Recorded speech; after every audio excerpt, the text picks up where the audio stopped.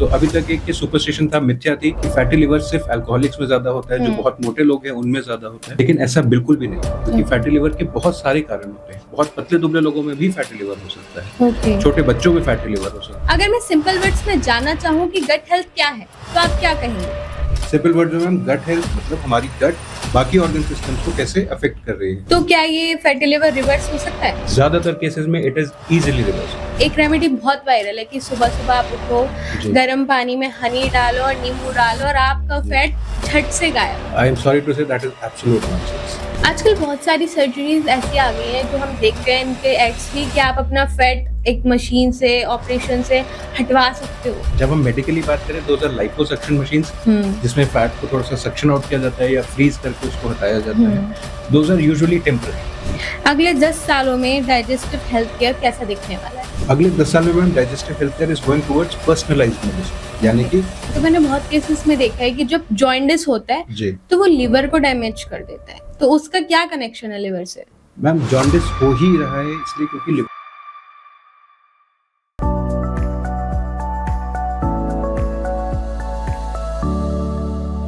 Your gut knows more than you think. आजकल acidity, bloating, constipation और fatty liver जैसे शब्द इतने कॉमन हो गए हैं कि लोगों ने इन्हें सीरियस लेना ही छोड़ दिया है। लेकिन क्या आप जानते हैं कि फैटी लिवर बिना किसी सिम्टम के लिवर डैमेज कर सकता है? क्या हर एसिडिटी सिर्फ एसिडिटी ही होती है?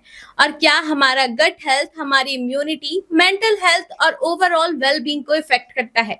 आज हम इन्हीं सवालों के जवाब जानेंगे with doctor Dhruvkant Mishra, who is an renowned gastroenterologist and hepatologist. Welcome to Healthy Talk Show, an initiative by MedGet today. Welcome to our studio, doctor. Thank you so much, ma'am. Thank you for having me. Okay. तो doctor, आजकल gut health एक buzzword बन चुका है। अगर मैं simple words में जानना चाहूँ कि गट हेल्थ क्या है, तो आप क्या कहेंगे? सिंपल वर्ड में मैम, गट हेल्थ जो कंडीशन है, जो हेल्थ कंडीशन है हमारी इंटेस्टाइन्स की, हमारी स्टमक की, that itself plus the interplay it has with other organs, मतलब हमारी गट बाकी ऑर्गन सिस्टम्स को कैसे अफेक्ट कर रही है, हमारी मेंटल हेल्थ को कैसे अफेक्ट कर रही है, हमारी कार्डियक हेल्थ को कैसे अफेक्ट कर रही है। इन सारे फैक्टर्स को अगर हम जोड़कर एक साथ देखें, that is called gut health. अगर मैं पूछना चाहूँ कि गट हेल्थ हम कैसे मेंटेन कर सकते हैं?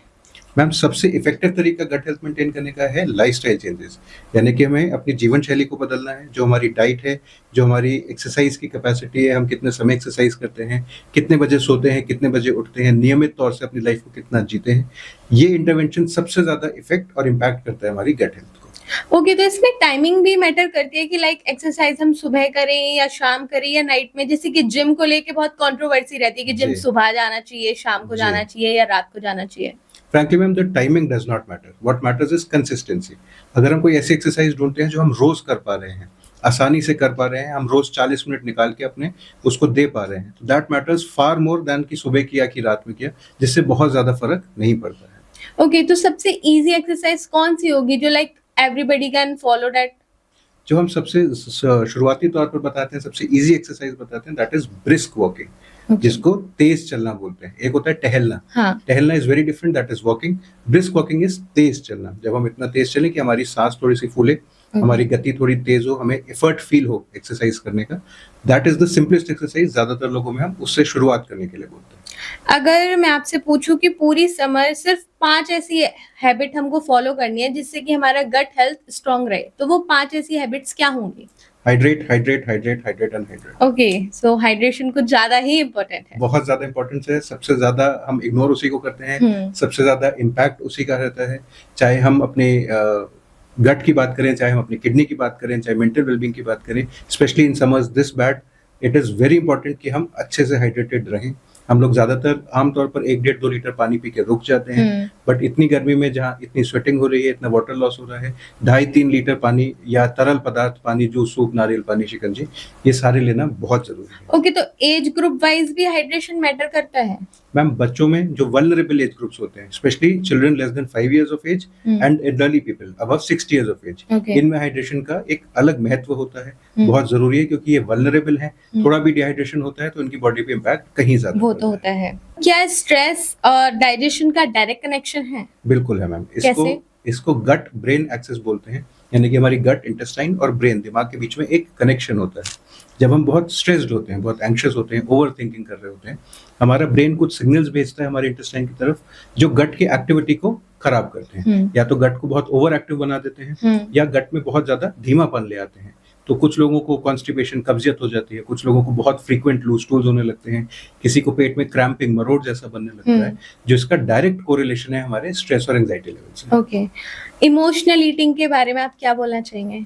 Emotional eating is very common, especially in today's stressed times, and it is a very bad habit for our gut, क्योंकि जब हम binge eating करते हैं, मतलब एक छोटे समय में हम बहुत ज्यादा खाना खा लेते हैं, तो वो हर ऑर्गन सिस्टम पे थोड़ा थोड़ा इफेक्ट करता है। हमारी गट इंटेस्टाइन पे भी करता है, वो बहुत ज्यादा हमारे शुगर लेवल को स्पाइक कराता है, लिवर में जो फैट डिपॉजिट होता है उसको बहुत तेजी से बढ़ाता है, और फिर अगर हमें कोई प्री एग्जिस्टिंग गट कंडीशन है तो वो उसको भी तेजी से वर्सन करता है। ओके, जैसे इमोशनल ईटिंग, या तो आप बहुत ज्यादा रो रहे हो या फिर आप बहुत ज्यादा गुस्से में हो, तो जनरली या तो हमें मीठे की क्रेविंग होती है या फिर बहुत स्पाइसी, तो हम अपने आप को रिलैक्स करने के लिए खा लेते हैं जी। तो वो मूड रिलैक्सेशन के लिए तो ठीक है जी, बट वो हार्म करता है क्या बॉडी को? वो काफी ज्यादा हार्म करता है। जैसे हमने डिस्कस किया, वो स्टमक को, लिवर को, इंटेस्टाइन को, हर चीज को इफेक्ट करता है। अगर हमारी पुरानी कोई डिजीज चलती आ रही है, हमें शुगर है, हमें बीपी है, थायराइड है, हमें कोई हार्ट कंडीशन है, किडनी में प्रॉब्लम है, तो वो उन चीजों को भी काफी नेगेटिवली इम्पैक्ट। फैटी लिवर के बारे में आप क्या बोलना चाहोगे?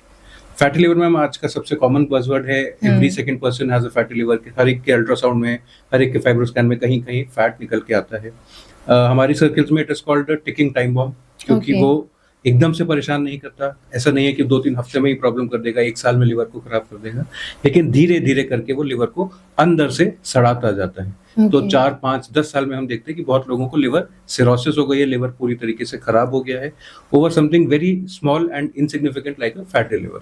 समय रहते पकड़ लिया जाता है तो पूरी तरीके से ठीक हो सकता है। When it is too late तो उसको मैनेज कर सकते हैं, लेकिन रिवर्स करना मुश्किल होता है। फैटी लिवर किसी को भी हो सकता है या फिर जो सिर्फ अल्कोहल कंजम्पशन करते हैं उनको होता है? Very important question. तो अभी तक एक ये सुपरस्टिशन था, मिथ्या थी कि फैटी लिवर सिर्फ अल्कोहलिक्स में ज्यादा होता है, जो बहुत मोटे लोग हैं उनमें ज्यादा होता है, लेकिन ऐसा बिल्कुल भी नहीं है, क्योंकि फैटी लिवर के बहुत सारे कारण होते हैं। वो जेनेटिक्स की वजह से हो सकता है, हमारे खाने की वजह से, कुछ दवाइयों की वजह से, हम एक्सरसाइज नहीं कर रहे उस वजह से, बहुत सारे कारणों से फैटी लिवर होता है। तो even in very thin people, बहुत पतले दुबले लोगों में भी फैटी लिवर हो सकता है। छोटे बच्चों में फैटी लिवर हो सकता है, बहुत एल्डरली छोटे बच्चों को भी हो सकता है। We see so many patients every day. हम हर रोज बच्चे देख रहे हैं 7 साल, 10 साल, 12 साल, जिनके लिवर में बहुत ज्यादा फैट है, क्योंकि एक तो हम प्रोसेस्ड फूड बहुत ज्यादा खाते हैं, जंक बहुत खाते हैं। इंडिया में फूड क्वालिटी सिर्फ नाम मात्र की है। वी डू नॉट नो कि जो हम खा रहे हैं उसमें एक्चुअल में क्या है, कितना है, पाम ऑयल कितना ले रहे हैं, शुगर कितना ले रहे हैं। It is very very common in today's time कि हम 7-8 साल के बच्चे देखते हैं जिनको काफी एडवांस्ड फैटी लिवर डिजीज भी होती है। ओके, तो एडवांस्ड फैटी लिवर डिजीजेस क्या क्या है?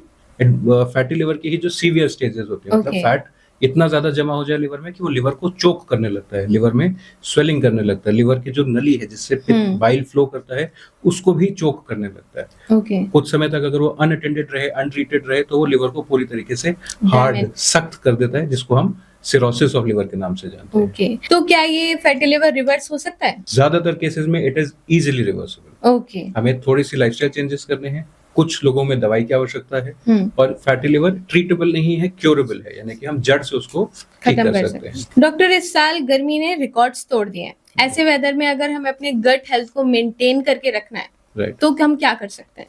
First, like we discuss ma'am, we have to keep ourselves very well hydrated. जितना पानी पिए उतना कम है, हमें हाइड्रेशन की कमी नहीं होनी चाहिए। सेकेंडली, हमें ऑब्वियसली बाहर का खाना थोड़ा सा अवॉइड करना है। बहुत सारे लोग आते हैं जो शुगर केन जूस, गन्ने का जूस एंड स्ट्रीट फूड वगैरह खाते हैं। इन दिस वेदर जहाँ बैक्टीरिया बहुत ज्यादा ग्रो कर रहे हैं उसके अंदर, उससे बहुत लोगों की गट हेल्थ काफी बुरी तरीके से इम्पैक्ट होती है। हर दूसरा इंसान गर्मी में acidity, loose motion, food poisoning, ये 3 कॉमन चीजों पे घूमता रहता है। तो इसके पीछे क्या रीजन है कि यही 3 चीजें क्यों हो रही है हमारे साथ? एक तो मैम, क्योंकि जब हम बहुत ज्यादा स्वेट करते हैं, हमें बहुत ज्यादा स्वेटिंग होती है, वाटर लॉस होता है बॉडी से, उससे हमारे शरीर के कुछ नमक, सोडियम, पोटेशियम, कैल्शियम में गिरावट या चढ़ावट होती है। दैट इज वन रीजन कि हमें पेट में डिस्कम्फर्ट होता है। हमें, कुछ लोगों को बहुत कमजोरी लगती है, कुछ लोगों को लगता है कि हमारे लूज स्टूल्स हो रहे हैं, हमारा पेट कंट्रोल में नहीं है, सुबह कॉन्स्टिपेशन था, शाम को बहुत ज्यादा लूज स्टूल्स हो गया। That is one. Secondly, again जब हम डिहाइड्रेटेड होते हैं तो बॉडी में बहुत कमजोरी होना, भूख नहीं लगना, खाने के बाद लगना कि थोड़ा खाया और पेट भर गया, ये सारी चीजें वेदर की वजह से भी होती नींबू पानी, कोकोनट वाटर, छाछ और ओआरएस में से सबसे ज्यादा इफेक्टिव हाइड्रेशन का मोड क्या है? है। डिपेंड्स कि हम किसको दे रहे हैं। बच्चों में आमतौर पे ORS is considered the best. Adults में बहुत ज्यादा डिफरेंस नहीं है, परंतु क्योंकि हम नींबू पानी या नारियल पानी ज्यादा मात्रा में ले सकते हैं एज अपोज टू छाछ, तो इमीडिएट हाइड्रेशन के लिए नींबू पानी या coconut water is considered better. Okay, ORS? ORS is very good, specially for children. Adults भी ले सकते हैं। ORS ज्यादातर यूज किया जाता है डिहाइड्रेटेड बच्चों में। Okay. एडल्ट्स में भी अगर हम अच्छी मात्रा में ले रहे हैं तो इट इज गुड। और what about the senior citizens, उनके लिए क्या हम यूज कर सकते हैं? वही जो मैंने आपको बताया, इमीडिएट हाइड्रेशन के लिए अगर अभी बहुत डिहाइड्रेटेड है, पानी की तुरंत कमी है, हमें उसको पूरा करना है, तो हम कोकोनट वाटर, ORS वगैरह यूज कर सकते हैं। छाछ से इमीडिएट हाइड्रेशन नहीं होता है, हम उसको डेली बेसिस पे लें, that is a very good habit. But अगर हमें इमीडिएटली अभी पानी की कमी लग रहा है कि इंस्टेंट हाइड्रेशन चाहिए, तो कोकोनट वाटर या ORS वुड बी बेटर। जो लोग सुबह सुबह ऑफिस भागते हैं जल्दी में और अपना ब्रेकफास्ट स्किप कर देते हैं, तो वो लोग क्या अपनी गट हेल्थ के साथ खिलवाड़ कर रहे हैं? बिल्कुल कर रहे हैं। तो कैसे? The first meal of the day is considered the most important, क्योंकि जो हमारी सबसे कैलोरी डेंस मील होना चाहिए वो अर्ली मॉर्निंग हमारा जो फर्स्ट मील है, व्हिच इज द ब्रेकफास्ट, वो होना चाहिए, जहां हमें अपने मेजॉरिटी कार्बोहाइड्रेट्स खा लेने हैं। अगर हमने सुबह एक्सरसाइज करी है, वर्कआउट किया है, तो हमने जो सुबह प्रोटीन लिया था वो उसमें ऐड हो जाना चाहिए, ताकि हमारे बाकी पूरे दिन की जो एनर्जी है, जो बॉडी की रिक्वायरमेंट्स हैं, वो सारी ब्रेकफास्ट से पूरी हो। ऑफिस वर्कर्स जो 8 से लेकर 10 घंटे तक बैठे रहते हैं अपनी चेयर पे, जी, उन लोगों में ज्यादातर क्या डाइजेस्टिव प्रॉब्लम देखी जाती है? सबसे कॉमन मैम फैटी लिवर है, क्योंकि फैटी लिवर उन्हीं लोगों में ज्यादा है जिनकी सेडेंटरी लाइफस्टाइल है। हम 8-10 घंटे टेबल चेयर पे बैठे हुए हैं, हमारा चलना फिरना बहुत कम है, उन लोगों में फैटी लिवर तो बहुत कॉमन होता ही है। सेकेंडली, जब हमारी फिजिकल एक्टिविटी होती है तो हमारी गट की जो मूवमेंट है उसको भी इम्पैक्ट करती है। इफ वी कीप वॉकिंग, हम सीढ़ी ऊपर नीचे कर रहे हैं, चल रहे हैं, तो हमें कॉन्स्टिपेशन होने के चांसेस कम हो जाते हैं, एसिड रिफ्लक्स होने के चांसेस कम हो जाते हैं, खाना डाइजेस्ट बेटर होता है, खाना आगे पुश फॉरवर्ड ज्यादा होता है। हम टेबल चेयर पे बैठे रहते हैं, डेस्क पे बैठे रहते हैं पूरे दिन, तो इनडाइजेशन, पेट फूलना, ब्लोटिंग, नॉजिया, वॉमिटिंग, उल्टी उपकाई जैसा लगना कुछ लोगों को, या फिर तेजी से लिवर में फैट जमा होना, ये कॉमन। जनरली बोला जाता है कि ऑफिस में सारा दिन बैठे बैठे ना पेट निकल जाता है, तो क्या ये मिथ है या एक्चुअल है? क्योंकि मेरा तो नहीं निकल पाया अब तक। You are very lucky, but ज्यादातर लोगों का पेट निकल आता है, बिकॉज अगेन जब हम एक्सटेंडेड पीरियड्स ऑफ टाइम के लिए एक्टिविटी नहीं करते हैं, तो हमारी बॉडी उन कैलोरीज को स्टोर करने की कोशिश करती है। या तो वो लिवर में स्टोर करती है फैट के तौर पर, या वो एब्डोमेन के वॉल पे, मतलब हमारी जो पेट की दीवार है, वॉल है, उस पे स्टोर करती है, तो हमारा पेट निकल आता है, जिसको हम पॉन्च या बियर बेली बोलते हैं। पेट तेजी से बाहर निकलने लगता है, फैट वही डिपॉजिट होता है। आजकल आपने सुना होगा ब्लोटिंग वर्ड काफी यूज होने लगा है, तो कुछ लोग अपने फैट को छुपाने के लिए भी ब्लोटिंग करते रहते हैं, तो ब्लोटिंग और फैट में मेजर डिफरेंस क्या है? फैट मैम इज बेसिकली चर्बी, जो कि हमारे पेट की जो बाहर की सतह है, जो मांसपेशी के ऊपर की लेयर है, उस पर जमा है। ब्लोटिंग इज कि हमारे स्टमक या इंटेस्टाइन के अंदर गैस बहुत ज्यादा बन रही है, वो गैस पास नहीं हो रही है, अंदर एसिड बहुत बन रहा है, हमें पेट बहुत फूला हुआ लग रहा है। आमतौर पर लोग कंफ्यूज करते हैं, बहुत सारे ऐसे लोग हैं जिनको सिंपली फैट है, थोड़ा ओवरवेट है या ओबीस है, तो वो कहते हैं कि हमें ऐसा लग रहा है कि पेट बहुत फूल रहा है, जो कि फैट की वजह से। बहुत लोगों में वो जेन्युइन ब्लोटिंग या डिस्टेंशन होती है, जो कि गैस्ट्रिक इश्यूज की वजह से होती है। ओके, तो ब्लोटिंग मैक्सिमम कितने दिन तक रहती है, कितने आवर्स? वो डिपेंड करता है कि किस कारण की वजह से है। सपोज हमारे फैटी लिवर की वजह से ब्लोटिंग है, तो वो हफ्तों और महीनों तक भी चल सकती है। अगर वो थोड़ी सी एसिडिटी की वजह से या पेट की किसी इन्फेक्शन वगैरह की वजह से है, तो वो कुछ घंटे या कुछ दिन में या दवाई के साथ तुरंत ठीक हो जाती है। ठीक है, आपने देखा होगा ऑल ओवर द इंस्टाग्राम और यूट्यूब एक रेमेडी बहुत वायरल है कि सुबह सुबह आप उठो, गर्म पानी में हनी डालो और नींबू डालो और आपका फैट झट से गायब। बिल्कुल। तो एक्चुअल में ऐसा होता है कि लाइक आप 1 महीने 2 महीने कंसिस्टेंसी के साथ फॉलो अप करो तो ऐसा होता है? I am sorry to say that is absolute nonsense, क्योंकि इस लॉजिक के, इस ड्रिंक के पीछे जो लॉजिक है वो ये है कि हम जो लेमन ले रहे हैं वो फैट को कट करेगा, वो हनी फैट को पिघला देगी, परंतु जो हम ले रहे हैं वो हमारे स्टमक के अंदर जा रहा है। वी नीड टू अंडरस्टैंड कि एक फूड पाइप है, एक स्टमक है और इंटेस्टाइन है, उसके बाहर की लेयर्स में फैट जमा है। जो हम ले रहे हैं वो फैट के कांटेक्ट में जा ही नहीं रहा है, वो तो हमारी नॉर्मल स्टमक से नॉर्मल इंटेस्टाइन के थ्रू, यूरिन स्टूल के थ्रू पास आउट, वो हमारे स्टमक के जमे हुए फैट को इम्पैक्ट नहीं कर रहा है। आजकल बहुत सारी सर्जरीज ऐसी आ गई हैं जो हम देखते हैं इनके एड्स भी, कि आप अपना फैट एक मशीन से, ऑपरेशन से हटवा सकते हो। वो क्या है? जब हम मेडिकली बात करें, दोज आर लाइपोसक्शन मशीन्स, जिसमें फैट को थोड़ा सा सक्शन आउट किया जाता है या फ्रीज करके उसको हटाया जाता है। Those are usually temporary, unless and until हम अपनी लाइफस्टाइल को चेंज ना करें, वो फैट बार बार वापस आता है। Okay. लेकिन there are so many endoscopic and surgical procedures जो वेट लॉस के लिए करे जाते हैं, जिनसे हम 15-20 किलो वेट लूज कर लेते हैं और फिर वो उतना तेजी से वापस नहीं आता है, या बहुत लोगों में वापस कभी भी नहीं आता। पेरेंट्स की साइड से एक सवाल है कि स्कूल जाने वाले बच्चे इतनी गर्मी में उनके टिफिन में ऐसी क्या चीजें ऐड करी जाए जो उनका हाइड्रेशन और गट हेल्थ दोनों बेटर रहे। Right, so good question. हमें कुछ बहुत ज्यादा फ्राइड खाना, बहुत ज्यादा ऑयली फूड नहीं देना है। हमें again we have to ensure कि बच्चे के साथ वाटर बॉटल अच्छी हो, या उनके पास कुछ ड्रिंक्स हो, कुछ अपने बैग में कोकोनट वाटर, ओआरएस कुछ इस प्रकार का ले जाएं।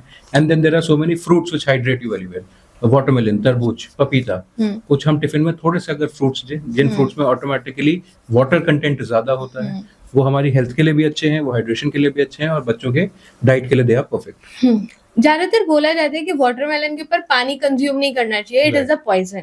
ऐसा बिल्कुल भी नहीं, ऐसा बिल्कुल भी नहीं। There is no logic, myth है, एब्सोल्यूट मिथ है। ओके। आजकल के बच्चे स्क्रीन टाइम के साथ खाना खाते हैं। अब हम उन्हें बहलाने के लिए, उनका पेट भरने के लिए स्क्रीन तो दिखा देते हैं जी, बट इसका हेल्थ पे क्या असर पड़ता है? इसका हेल्थ पे दो असर पड़ते हैं मैम। एक तो जब हम स्क्रीन टाइम के साथ खाना खाते हैं, we are not paying attention to our chewing, हम उसको खाने को चबा नहीं रहे हैं अच्छे से। बहुत देर तक खाना मुंह में रखते हैं और हम उसको डायरेक्टली सॉलो कर लेते हैं, तो खाना अच्छे से डाइजेस्ट नहीं हो पाता, ब्रेक डाउन नहीं हो पाता, बॉडी में एब्जॉर्ब नहीं होता। सिमिलरली बहुत बच्चे हैं जो वॉशरूम जाते हैं साथ में फोन लेके। There are lot of people who sit on the toilet with their phones with the screen in their hand. तो हमारा ध्यान हमारे स्टूल पास करने पर नहीं है, मोशन पास करने पर नहीं है। बहुत सारे आजकल बच्चे हम देखते हैं जिनको सीवियर कॉन्स्टिपेशन हो गया है, या बहुत सारे ऐसे बच्चे जिनको पाइल्स, हेमोरॉइड्स हो गए हैं, ब्लड आ रहा है नीचे से, या स्टूल करते हैं बहुत दर्द है, बहुत जलन है, बिकॉज वो स्टूल बहुत हार्ड हो जाता है, सख्त हो जाता है, इंटेस्टाइन पुश आउट नहीं कर पाती है, क्योंकि हमारा सारा ध्यान स्क्रीन की तरफ है rather than on what we are supposed to be doing. Okay doctor, अभी आपने बोला कि हम जब स्क्रीन टाइम देखते हैं तो खाना ढंग से च्यू नहीं करते, स्वेलो कर लेते हैं जी। मैंने काफी लोग ऐसे देखे हैं जो खाना 2 मिनट में खत्म कर देते हैं, स्वेलो कर लेते हैं बिल्कुल जी। तो वो क्या गलती कर रहे हैं? ये हैबिट खराब है मैम, क्योंकि जब हम दांत से उस खाने को चबाते हैं, चू करते हैं, वो अपने कॉन्स्टिट्यूएंट्स में ब्रेक डाउन होता है। जब वो स्टमक में जाता है, एसिड के साथ मिलता है, तो it is far easier for that acid to dissolve that food. अगर हम सॉलिड साबुत खाना सॉलो कर लेते हैं, तो हमारे गैस्ट्रिक एसिड को बहुत मुश्किल होती है उसको ब्रेक डाउन करने में। एसिड और बनना पड़ता है, एसिड को और काम करना पड़ता है, एंड जब वो इंटेस्टाइन में पहुंचता है, वो खाना उतने अच्छे से एब्जॉर्ब नहीं हो पाता है। मैंने अपनी एज ग्रुप के ज्यादातर लड़कों में ये चीज देखी है कि उन्होंने कुछ खाया then they go to washroom, कुछ खाया then they go to washroom, 2-2 घंटे बैठे रहते हैं। राइट, तो उनके साथ ये चीजें क्यों हो रही है? उन्हें क्या अपने में चेंजेस लाने चाहिए?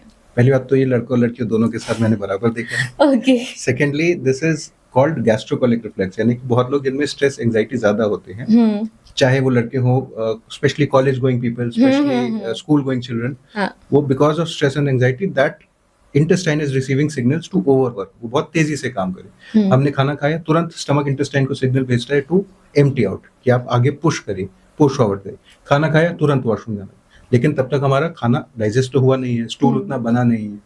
हम स्टूल पास करते हैं, there is a sense of incomplete evacuation, कि ठीक से पेट साफ नहीं हुआ, हमें फिर आधा घंटा बैठना पड़ेगा, 2 घंटे बाद फिर से जाना पड़ेगा, which is very common specially in teenagers या college going children.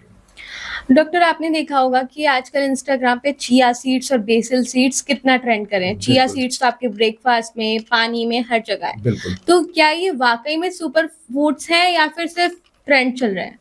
I would say they are superfoods in moderation. अगर हम उनका पर्पस समझें, उनका एक्चुअल बेनिफिट समझें और उसको एक लिमिटेड मात्रा में लें, they are excellent for our health. वो हमारे कॉन्स्टिपेशन में हेल्प करते हैं, फाइबर ज्यादा प्रोवाइड करते हैं, बहुत सारे विटामिन मिनरल्स प्रोवाइड करते हैं, but it is not a magic wand. हम सोचें कि हमने ये ले लिया और हमारी गट हेल्थ ठीक ही हो जाएगी, ऐसा नहीं है। वो थोड़ा सा कंट्रीब्यूट करेगा, हेल्प करेगा, नुकसान नहीं करता है, provided we take it in a moderate quantity. Okay doctor, chia seeds पानी के साथ इंटेक करना ज्यादा अच्छा है या फिर ओट्स के साथ, जैसे कि हम देखते हैं इंस्टाग्राम पे रेसिपीज? दोनों तरीके से ठीक है। ज्यादातर लोगों को हम एडवाइस करते हैं कि आप पानी के साथ थोड़ा सा 1 स्पून मिक्स करके उसको कंज्यूम करें, दैट इज स्लाइटली बेटर।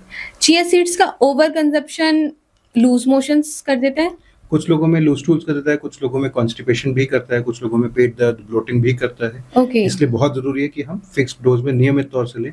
ऐसा ना सोचें कि हमने चिया सीड्स जितना ज्यादा लिया उतना तेजी से इंप्रूवमेंट होता है। तो वो बॉडी टू बॉडी डिपेंड करता है कि आपको अलग क्या होता है। Plus there is a certain amount जिसके ऊपर हर चीज नुकसान करती है। अगर किसी को डाइजेशन इंप्रूव करना हो तो चिया सीड्स और बेसिल सीड्स में से कौन सा बेटर है? There is not much of a difference, but I would say chia seeds are slightly better. Okay. What is detox water? Detox water is absolute nonsense that has been sold to us to try to fool us into believing कि हमें ऐसी किसी चीजों की आवश्यकता है. Okay तो ये तो पैकेजिंग बॉटल की बात हो गई, जी. बट अगर हम अपने लिए घर पे खुद से डिटॉक्स वाटर बनाना चाहें तो हम क्या कैसे बना सकते हैं? तो again I am sorry to say this, but detox water जैसी कोई चीज एग्जिस्ट नहीं करती. एग्जिस्ट ही नहीं करती. हमें ये जानना बहुत जरूरी है कि लिवर का काम ही डिटॉक्स करना है. हम बाहर से कुछ ऐसा नहीं कर सकते या दे सकते जिससे लिवर डिटॉक्स हो जाए. Okay. हम अपनी हैबिट्स ठीक रखें, हम अल्कोहल कम लें, हम फ्राइड फूड कम खाएं, फैटी फूड कम खाएं. लिवर अपने आप को डिटॉक्स करेगा, लिवर बाकी पूरी बॉडी को डिटॉक्स करेगा. जो जर्म्स हैं, जो बैक्टीरिया हैं, वो किडनीज, हमारी स्किन अपने आप they will function like clockwork. हमें कुछ भी करने की जरूरत नहीं है. ये tonic waters and detox waters and detox syrups, they are all absolute nonsense. What is black water? Black water is very expensive nonsense for rich people. जिनके पास थोड़ा ज्यादा मनी है स्पेंड करने के लिए, वो ब्लैक वाटर लेते हैं. सपोजिटली उसमें कुछ कुछ एंटीऑक्सीडेंट्स होते हैं जो एजिंग को प्रिवेंट करते हैं, जो मसल रिकवरी को इम्प्रूव करते हैं. बट इसमें कोई भी कंक्लूसिव रिसर्च, कोई बहुत क्लियर रिसर्च आज तक नहीं आई है. ओके. एल्कलाइन वाटर और स्पार्कलिंग वाटर. स्पार्कलिंग वाटर सिर्फ टेस्ट के लिए अगर आपको पसंद है. एल्कलाइन वाटर का ह्यूमन बॉडी में कोई भी इफेक्ट नहीं है. ओके.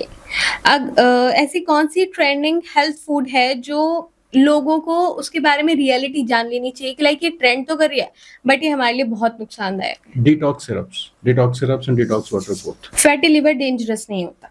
मिथ. कॉन्स्टिपेशन सिर्फ लाइफस्टाइल इशू है. मिथ. लिवर डिसीज हमेशा सिम्टम्स देती है. मिथ. एंडोस्कोपी बहुत पेनफुल प्रोसीजर होता है. बिल्कुल मिथ. डिटॉक्स ड्रिंक्स लिवर को क्लीन कर देते हैं. मिथ. डॉक्टर आजकल मार्केट में बहुत सारी शुगरी ड्रिंक्स आती हैं जैसे कि सॉफ्ट ड्रिंक हो गई, जीरो शुगर, नो शुगर और डाइट ड्रिंक्स. तो इनका गट पर क्या इम्पैक्ट पड़ता है? ये सारी काफी खराब है मैम हमारे गट के लिए, क्योंकि एक तो ये बहुत ही अल्ट्रा प्रोसेस्ड शुगर कंटेन करती है. तो वो हमारे शुगर को स्पाइक कराता है बहुत तेजी से. हमारी बॉडी को मेटाबोलाइज करने में मुश्किल होती है और ये आमतौर पर हमारे फिर से लिवर में जाके स्टोर होता है एज फैट. ओके. तो ये तो शुगरी ड्रिंक्स हो गए, बट जो ड्रिंक्स क्लेम करते हैं like we are the zero sugar, no sugar और डाइट ड्रिंक्स, तो ये सच में शुगरी ड्रिंक्स के कंपैरिजन में हेल्दी है? और अगर शुगरी ड्रिंक्स के कंपैरिजन में हेल्दी है तो क्या इनका कंजप्शन ठीक है? शुगरी ड्रिंक्स के कंपैरिजन में डेफिनेटली हेल्दी है. बहुत सारी आजकल ड्रिंक्स आती हैं जो जीरो शुगर या जीरो कैलोरी अपने आप को एडवर्टाइज करती हैं.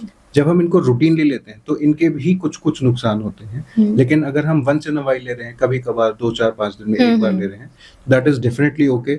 वो हमारे शुगर को उतना स्पाइक नहीं कराते हैं, वो लिवर के लिए उतनी डेंजरस नहीं है. ठीक है.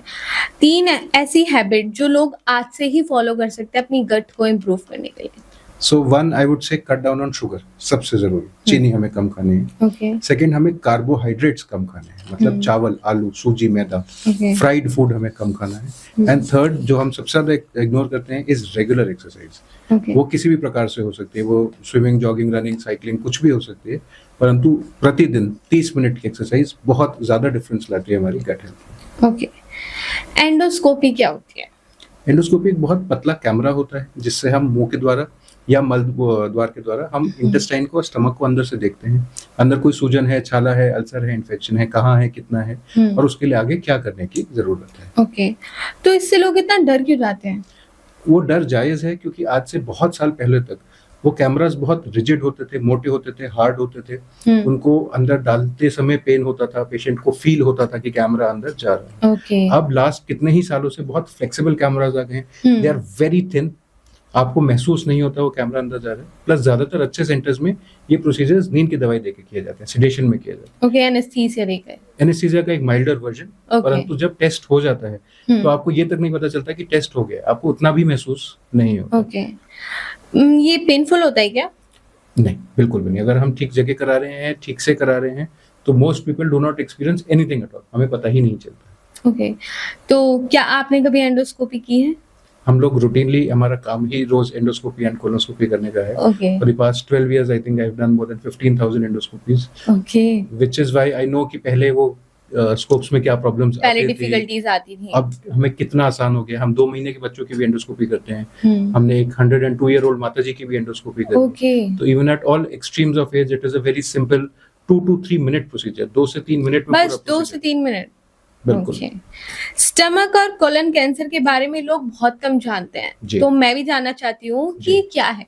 Stomach and colon cancer India में पहले ज़माने में कम पाए जाते थे, इसलिए अवेयरनेस थोड़ी कम है। लेकिन जैसे जैसे हमारी डाइट वेस्टर्नाइज होती जा रही है, हम वेस्टर्न हैबिट्स फॉलो कर रहे हैं, फ्राइड फूड ज़्यादा खा रहे हैं, प्रोसेस्ड फूड ज़्यादा खा रहे हैं, ये दोनों कैंसर्स बहुत तेज़ी से इंडिया में बढ़ते जा रहे हैं। आमतौर पर इनके कॉमन सिम्टम्स में लंबे समय से चल रहा पेट में दर्द, हमारे में खून की कमी होना, ब्लड की कमी होना, मुंह से या स्टूल में कहीं ब्लड आना, या हमारा अनएक्सप्लेन्ड वेट लॉस होना, वजन कम होता जा रहा है, कारण नहीं मालूम। ये सबसे कॉमन लक्षण होते हैं स्टमक या इंटेस्टाइन के कैंसर के। ठीक है, तो ये जो स्टमक और कोलन कैंसर है, इसके बारे में बहुत लैक ऑफ अवेयरनेस है, वो क्यों है? क्योंकि अभी तक ये इंडिया में पाए नहीं जाते थे। This was a western disease, ये यूएस में बहुत कॉमन है, यूके में बहुत कॉमन है, इंडिया में 1995-1996 तक तो it was hardly ever seen. जैसे जैसे हमारी इकोनॉमी इंप्रूव हुई, हमारी डाइट चेंज हुई, हमने वेस्टर्न डाइट को कॉपी करना शुरू किया, उनकी हर एक हैबिट को कॉपी करना शुरू किया, हमें भी वो बीमारियां मिलने लगी जो पहले सिर्फ उनमें मिलती थी। तो which is why in the last 10 years there has been an extreme rise in cases of colon cancer and stomach cancer. इसके क्या सिम्टम्स हैं जिनको हम नॉर्मली इग्नोर कर देते कि ये तो होता रहता है? बहुत सारे लोग हैं जो कहते हैं कि हमें को पेट में दर्द 4-5-6 महीने से हो रहा था, हमने सोचा कि गैस का है, हमने इग्नोर कर दिया। हमें कभी कभार स्टूल में ब्लड आता था, हमने सोचा ये तो पाइल्स हेमोरॉइड्स होगा, हमने इग्नोर कर दिया। बहुत सारे लोग हैं जो कहते हैं हमारा वजन कम होता जा रहा है, हमें तो लगा उम्र की वजह से है, तो हमने किसी डॉक्टर से चेकअप नहीं कराया। इन सारे सिम्टम्स को अगर हम समय रहते इन्वेस्टिगेट करें, इनमें से बहुत सारे लोगों में ऐसी डिजीज निकल के आती है जो हम ना केवल ट्रीट कर सकते हैं, जड़ से क्योर भी कर सकते हैं, but by the time they present to us वो ऑलरेडी बहुत लेट हो चुका होता है। वो डिजीज बहुत बढ़ चुकी होती है, eight which point of time उसका इलाज करना मुश्किल है। अगले 10 सालों में डाइजेस्टिव हेल्थ केयर कैसा दिखने वाला है? अगले 10 सालों में digestive health care is going towards personalised medicine, यानी कि आपकी बॉडी को क्या चाहिए, आपको एग्जैक्ट किस डोज में कौन सी दवाई चाहिए, आपके लिए कौन से टेलर मेड टेस्ट्स होने चाहिए। अभी तक हम एक दवाई बनाते थे, वो सोचते थे कि भाई हर इंसान जिसको ये बीमारी है उसमें ये दवाई देनी है, परंतु अब ये सिनेरियो चेंज हो रहा है। हमें देखना है कि आपकी बॉडी की जेनेटिक्स कैसी हैं, आप कौन सी डोज को बेटर रिस्पॉन्ड करेंगे, कौन सी दवाई आपके लिए ठीक है और आपके लिए ठीक नहीं है। हो सकता है हम दोनों को सेम बीमारी हो, वो दवाई मेरे लिए कारगर हो और आपके लिए नहीं हो। तो this is called tailor made medicine या प्रिसिजन मेडिसिन, कि आपकी बॉडी के हिसाब से, आपके जेनेटिक्स मेकअप के हिसाब से उसका कस्टमाइजेशन। जंक फूड किस हद तक हमारी बॉडी डैमेज कर सकता है? Worst scenario, again, I don't like to say this very often, but we see so many people who have cancers of the liver, who have cancers of the stomach, क्योंकि वो बहुत लंबे समय से गंदा खा रहे थे, वो फैट लिवर में जमा होता है, लिवर में सिरोसिस करता है और धीरे धीरे वहाँ पर कैंसर या गांठ या ट्यूमर में तब्दील हो जाता है। सिमिलरली बहुत लोग जो गंदा खाना खाते हैं, जिनको रिकरेंट इन्फेक्शंस हैं पेट के, हाथ के, उनमें भी कभी कभार वो बड़ी इस प्रकार की बीमारियों में तब्दील होते हुए पाया जाता है। जब हम इंडियंस की बात कर रहे हैं और चाय की बात ना हो, तो ये तो इम्पॉसिबल है जी। ऑलमोस्ट एवरी हाउस होल्ड का रूटीन है, आप मॉर्निंग चाय पी रहे हो, दोपहर चाय पी रहे हो, खाने के साथ चाय पी रहे हो, शाम को चाय पी रहे हो, कुछ भी कर रहे हो, चाय जरूर आएगी। चाय कितना डैमेज कर रही है? मैं सबसे ज्यादा एडवोकेट करता हूँ चाय के खिलाफ, बट एक पर्टिकुलर हैबिट के खिलाफ, which is early morning tea. हम सुबह उठे, सबसे पहले हमने खाली पेट चाय पी ली। ये बहुत कॉमन कारण है ब्लोटिंग का, एसिडिटी का, कुछ लोगों में आयरन की कमी का और बहुत सारे और प्रॉब्लम्स का। उस चाय की गैस्ट्राइटिस को ओवरकम करने के लिए हम सुबह एक एंटासिड खा लेते हैं, खाली पेट की दवाई, जो कि आधा इंडिया प्रसाद की तरह रोज सुबह खाया जा रहा है। चाय हम ले सकते हैं नियमित तौर पर दिन में 1 या 2 कप, खाना खाने के बाद, कुछ सॉलिड खाना खाने के बाद, हमने रोटी, ब्रेड, टोस्ट, सैंडविच खाया, उसके बाद चाय ले ली, दैट इज ओके। 1 और 2 cups a day is fine. परंतु बहुत ऐसे लोग हैं जो 4, 5, 6, 8, 10, 15 कप चाय पी रहे हैं रोज, जो सुबह शाम खाली पेट चाय पीते ही जा रहे हैं, उनमें ये काफी ज्यादा नुकसान करते हैं। इन अ सिंगल डे कितना चीनी का कंजप्शन हेल्दी है? सही मायने में 0, जितना कम खा सके उतना अच्छा है। Sugar is considered hidden poison these days, white poison बोला जाता है उसको, क्योंकि टेस्ट के लिए बहुत अच्छी है, बट उसके अलावा ऑलमोस्ट हर चीज में वो नुकसान कर रही है। शुगर जितना कम ले उतना अच्छा है। आपने देखा होगा कि हमारा यूथ और हमारे जेंजीज कोल्ड कॉफी के दीवाने हैं, इन्हें डेली कोल्ड कॉफी चाहिए। तो क्या डेली कोल्ड कॉफी डेंजरस है या हेल्दी है? ना तो डेंजरस है, ना हेल्दी है बहुत ज्यादा। हेल्प तो ऑब्वियसली नहीं कर रही, बट ऐसा कुछ बहुत ज्यादा नुकसान भी नहीं कर रही है। अगेन मॉडरेशन इज की, हमें अपना पोर्शन कंट्रोल करना है। ऐसा नहीं है कि हम कोल्ड कॉफी पी रहे हैं तो हम 4 ग्लास कोल्ड कॉफी पी रहे हैं। थोड़े अमाउंट में ले लिया, कभी कभार ले लिया, इवन वंस अ डे ले लिया, खाने के साथ ले लिया, बहुत कंसंट्रेटेड नहीं लिया, that is fine, that is okay. हम अगर रोज कॉफी ले रहे हैं, 4-5 ग्लासेस ले रहे हैं, बहुत लोग बहुत कंसंट्रेटेड कोल्ड कॉफी पीते हाँ. हैं, स्पेशली जिम जाने से पहले ले लिया। आजकल जैसे वियतनामीज कॉफी आती है, वो बहुत वेरी कंसंट्रेटेड होती है। Concentrated, so that causes a lot of gastritis. उससे रिफ्लक्स होना, एसिड ऊपर आ रहा है, खट्टा पानी बार बार ऊपर आ रहा है, बार बार पेट में स्वेलिंग हो रही है, वो सब चीजें देखने को मिलती है। जिम सप्लीमेंट्स के ऊपर या ये जो जिम के प्रोटीन होते हैं, इन पे बहुत कंट्रोवर्सी रहती है जी। कि ये हेल्थ के लिए नुकसान है, कोई इनको सपोर्ट करता है, कोई इनको हेट करता है। राइट, तो आपके अकॉर्डिंग क्या है ये? I will make this very clear. There are 2 supplements, one is whey protein hmm and कुछ जैसे आइसोलेट आते हैं या वे के साथ मिक्स्ड आते हैं। वे प्रोटीन अगर हम ले रहे हैं, अगर हमें कोई और मेडिकल कंडीशन नहीं है, स्पेशली किडनी की कोई डिजीज नहीं है, अगर हम अच्छे जगह से, अच्छे सोर्स से, अच्छी कंपनी का प्रोटीन ले रहे हैं, it is extremely good. Okay, उसमें कोई दो राय नहीं है। वे प्रोटीन इज हेल्दी प्रोवाइडेड हम उसको सही मात्रा में लें और ढंग की कंपनी से लें। हमारे जिम वाले भैया ने बोल दिया जी मैं तो यहीं बनाता हूँ, मेरा वाला ही ले लो, वो नहीं करना। उसमें बहुत सारी चीजें और मिक्स पहले होती चेक हैं। करने हैं आपको ingredients. Correct. So there are a lot of companies which make good protein powders which are absolutely fine. The second is creatine. बहुत सारे बॉडी बिल्डर्स क्रिएटिन लेते हैं which is again absolutely fine. उसका भी लेने का एक तरीका होता है, कितने पानी के साथ लेना है, कितने बार लेना है। अगर हम वो सारी चीजें फॉलो कर रहे हैं तो ये दोनों चीजें बिल्कुल ठीक है।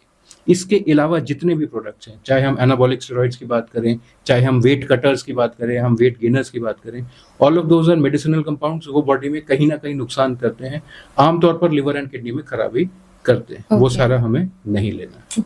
अगर मैं वे प्रोटीन को चना और सत्तू से कंपेयर करूं तो क्या ज्यादा हेल्दी है? So I would still, most people would say कि I'm wrong here, but I would say कि whey protein is healthier because वो एक बहुत concentrated प्रोटीन का सोर्स दे रहा है हमें।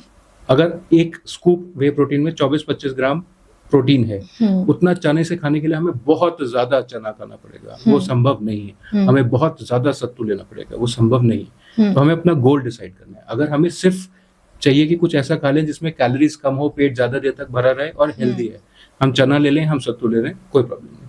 अगर हमारा गोल है कि भाई मैं एक्सरसाइज ज्यादा कर रहा हूँ, मैं रनिंग ज्यादा कर रहा हूँ, वेट लिफ्टिंग ज्यादा कर रहा हूँ, मुझे थोड़ी देर में प्रोटीन ज्यादा चाहिए, मेरे को दिन में 100 ग्राम प्रोटीन रीच करना है, तो वो चना और सत्तू से करना काफी मुश्किल है। उसके लिए whey protein is better. Okay, best dry fruit और nut for the gut?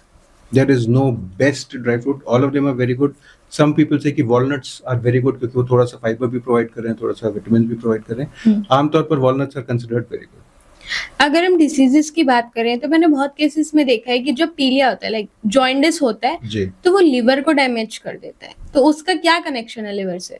Ma'am, jaundice हो ही रहा है इसलिए क्योंकि लिवर में कुछ ना कुछ डैमेज है। ओके, जॉन्डिस का मतलब ही यही है कि जो बाइल है, जो पित्त है, जो लिवर बनाता है और सिक्रीट करता है बाहर, वो पूरी तरीके से बाहर फ्लो नहीं हो पा रहा है, वो कहीं रुक रहा है, या लिवर में सूजन बहुत ज्यादा है और वो बाइल जो है वो वापस ब्लड में आ रहा है, बिलिरुबिन का लेवल ब्लड में बढ़ता जा रहा है, जिसको हम पीलिया के नाम से जानते हैं। ओके, तो इन केसेस में मैंने देखा है कि लिवर काफी हद तक 80 to 90% डैमेज हो जाता है। वो डिपेंड करता है कि जॉन्डिस का कारण क्या है। It can be very simple, जो हमारे खाने पीने से, हेपेटाइटिस ए, जो बहुत कॉमन वायरसेस हैं, उससे भी जॉन्डिस होता है। लिवर सिरोसिस से भी जॉन्डिस होता है, लिवर कैंसर से भी जॉन्डिस होता है, कहीं पथरी फंस जाए उससे भी जॉन्डिस होता है। तो कारण से डिपेंड करता है कि लिवर में कितनी प्रॉब्लम आएगी, उसके लिए हमें क्या करना है और कितना रिवर्सिबल है। वो that depends on the etiology, the reason behind the jaundice. Okay, अगर मैं बात करूँ कि जॉइंडिस आपको अल्कोहल कंजप्शन की वजह से हुआ है, उसी वजह से आपका लीवर डैमेज हुआ है, जी, तो क्या वो रिकवर करने के चांसेस बाकी केसेस से अलग, मतलब कम है या ज्यादा है या क्या है? बाकी केसेस से थोड़े से कम है, दो कारणों की वजह से। पहली बात, जब तक अल्कोहल की वजह से लिवर डैमेज पकड़ में आता है तब तक वो ऑलरेडी काफी ज्यादा डैमेज हो चुका होता है, it is already advanced disease. Second, जो प्रॉब्लम रियल वर्ल्ड में आती हुई है कि जिनमें अल्कोहल की वजह से डैमेज हुआ है, वो लोग ठीक होने के बाद दोबारा ड्रिंक करने लगते हैं। उनको लगता है कि अब तो लिवर ठीक हो गया, अब मैं दोबारा ड्रिंक करूंगा, या अब तो मैं दवाई ले रहा हूँ, क्योंकि मैं दवाई ले रहा हूँ इसलिए मैं फिर से ड्रिंक कर सकता हूँ, जो कि बहुत गलत है। लेकिन ज्यादातर लोग ऐसा करते हैं, इसलिए वो अल्कोहल की वजह से जो लिवर डैमेज है वो ज्यादा सीवियर तरीके से प्रेजेंट करता है। One food our gut loves. Third, One food our gut secretly hates. Sugar. Most overrated health trend. Detox. Most underrated Indian food for our gut health. Idli. One thing people should stop believing from Instagram health influencers. कि हम अपनी body को clean या detox कर सकते हैं। Okay. One habit that can transform gut health in 30 days. Exercise. If you could ban one food item from Indian kitchens, what would it be? Sugar in any form, चाहे गुड़, jaggery, any form of Okay. sugar, गुड़ भी. any form of sugar. Okay. Tea, coffee और छाछ. छाछ. Chia seeds और BECIL seeds. Chia seeds. Chole bhature या राजमा चावल. Moderation में दोनों. ओके. गट हेल्थ और gym supplements. Gut health. Okay doctor. आज की कन्वर्सेशन से एक बात तो साफ है कि गट हेल्थ को इग्नोर करना हेल्थ को इग्नोर करने जैसा है. एसिडिटी, ब्लोटिंग, कॉन्स्टिपेशन या फैटी लिवर को नॉर्मल समझने की गलती ना करें. अर्ली डायग्नोसिस और हेल्दी लाइफस्टाइल की सबसे बड़ी प्रिवेंशन है. A big thanks to Dr. Dhruv Kant Mishra ji for joining us. अगर आपको ये पॉडकास्ट इंफॉर्मेटिव लगा हो तो लाइक, शेयर और सब्सक्राइब जरूर करिए. Stay informed, stay healthy and take care of your gut.